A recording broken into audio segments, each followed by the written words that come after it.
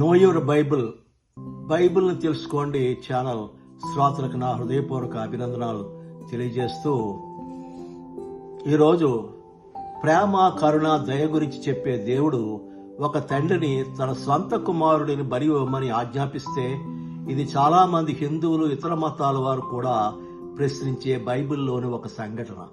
ఆ రోజు ఆ సంఘటన ఏమిటి, దాని వెనుక క్రైస్తవులు చెప్పే అర్థం ఏమిటో తెలుసుకుందాం. ఈరోజు బైబిల్లోని ఆదికాండం 22వ అధ్యాయంలో అబ్రహాం అనే భక్తుని గురించి చెప్పబడింది. అబ్రహాం చాలా సంవత్సరాలు సంతానం కోసం ఎదురు చూసి చివరకు ఇస్సాకు అనే కుమారుడిని పొందాడు.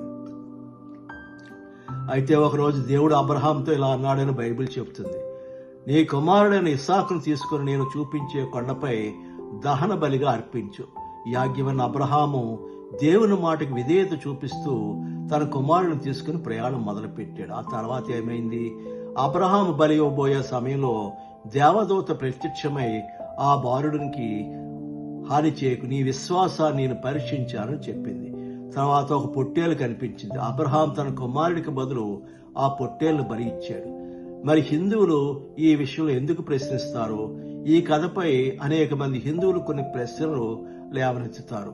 సర్వజ్ఞుడైన దేవుడికి అబ్రహాము విశ్వాసం ముందే తెలియదా?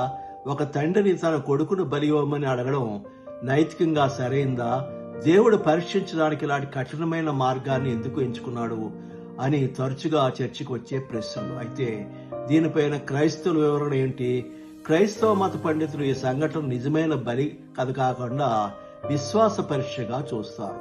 వారి ప్రకారం దేవుడు చివరికి బలి జరగనివ్వలేదు, మనుష్య బలులను దేవుడు అంగీకరించడం చూపించడానికే ఈ సంఘటన జరిగిందని వారు చెబుతారు.